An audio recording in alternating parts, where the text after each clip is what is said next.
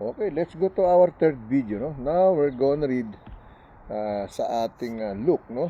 Let's go to Luke. Let's go read Luke. Luke chapter 11 verse 28 to 32, no? Luke chapter 11 verse 28 to 32, okay?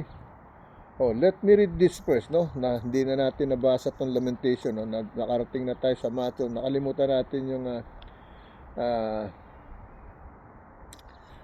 but before we read Matthew, we're supposed to read the message on lamentation, but we read in the Bible already, no? But I want to share this pacing your pulse, no? Yan ang sinasabi, no? Peace with God, pacing your pulse, okay?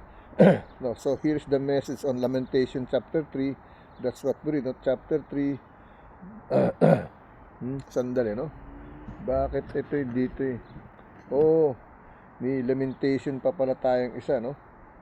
So, let's go back to other lamentation, no? Balikan natin yung lamentation chapter 3 verse 39 to 14, okay?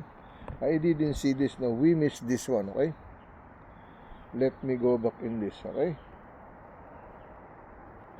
Lamentation pala to. Iba pa yung lamentation 1 na nakuha natin, okay? So, iba, sasama natin to, no? Mapakarami natin kain, ha? Lamentation chapter 3 verse 39 to 40. Let's go back over there, no? Okay, let me continue, no? Balikan natin yung the lamentation that we read before is lamentation chapter 1, no? Verse 17 to 22, no? That's what we read, no? And then we read Matthew, no? I didn't see the in the devotion hearing prayer. Now let's go to lamentation chapter 3 verse 39 to 40, if I'm not mistaken, no? 39 to 40, okay? But we're gonna read more than that, okay? So we're gonna read lamentation chapter 3 verse 39 to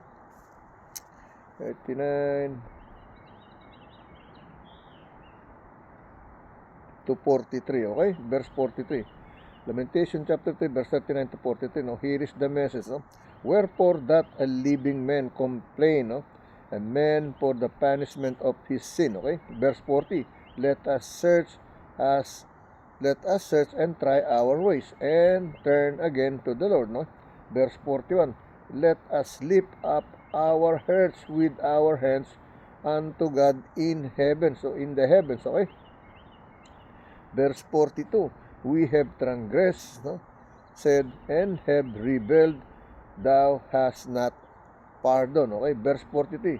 Thou hast covered with anger and persecuted us, thou hast slain, thou hast not pitied, no? Pitied, no? Yan ang sinasabi, no? Okay? Now, let me read in Tagalog version, no? Mga panaghoy, no? Mga panagoy, mga daing, okay? Mga panagoy, pahina 3, versikulo 39 hanggang 43 sa Tagalog, okay? Alright? Ito sabi rito, no? Excuse me, no? Sa ating mga panagoy, pahina 3, versikulo 39 hanggang 43, okay? In Spanish, no? Ano nga bang panagoy sa Spanish, no? Hindi ko na tandaan to kung ano to, no? Kasi hindi natin nabubuksan yan, no? Let me say lamentation also, no? Chapter kapitulo 3 versikulo 39 hanggang 43, okay? Hindi baga ito sa Tagalog version, mga panagoy pahina 3, versikulo 39 hanggang 44, no? Okay, no? Bakit dumaing, no? Bakit dumadaing ang taong may buhay, no? Bakit dumadaing ang taong may buhay? Ang tao dahil sa parusa sa kanyang mga kasalanan, no?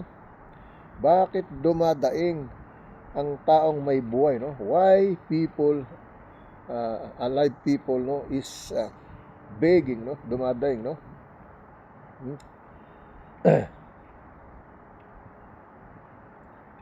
Wherefore that a living man, no, complain a man for the punishment, no, of his sin, okay? Yan ang sinasabi, no? Bakit dumadaing ang taong may buhay, no? Ang taong dahil sa parusa sa kanyang mga kasalanan, okay? Parang nagrireklamo, bakit siya napaparusahan, okay? Versikulo 4 na po, ang ating usisahin at suriin ang ating mga lakad at manumbalik sa Panginoon. Okay? So it means to say, this is like, it's what is trying to say here is do repentance, ask forgiveness, surrender all your sins, and be ready to receive the Holy Spirit upon the second baptism to be born again, no? To be a truly child of God. Surrender all your sins. No? It's what it says here in verse 13. Bakit dumadaing ang taong may buhay? No? Ang taong dahil sa parusa, no? dahil sa parusa, no? ng kanyang mga kasalanan. No? It says, no? Wherefore that a living man, no? complain a man for the punishment of his sin. Okay? Ang sabi sa versikulo 4 na po, no? At ating usisain at suriin ang ating mga lakad at manumbalik sa Panginoon. It says here in English, let us search and try our ways, no? And turn again to the Lord God. So let's surrender to God. It means to say, turn to Lord God, okay? Turn again to the Lord God. No? Versikulo 4 na po. So, igawad natin ang ating puso, no? 10 ng ating mga kamay, no? 10 ng ating mga kamay sa Diyos sa langit, no? It said, let us lift our heart, no? With our hands unto God in the heavens, no? So it means to say, pray, no? Pray to Him, call His name, okay? Versikulo 42, kami sumasalangsang at nang himagsik, ikaw ay hindi nagpatawad, no? It said, we have transgressed and we have rebelled, thou hast not pardon, okay? We are not forgiven, okay? Versikulo 43, no? Tinakpan mo ang iyong sarili ng galit at hinabol mo kami. Ikaw ay pumatay, ikaw ay hindi naawa, no? It means to say, it said, thou hast covered with anger and persecuted us, no? Thou hast slain, thou hast not pitied, okay?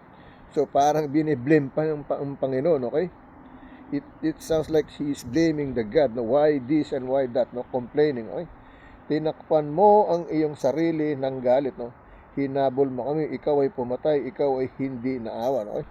So it means to say he lose his temper, no?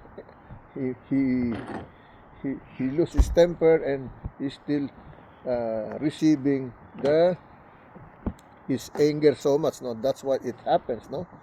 Now, if you learn how to forgive, if you learn how to open, wide-minded, not to be a narrow-minded, then it will not gonna happen, it means to say, okay?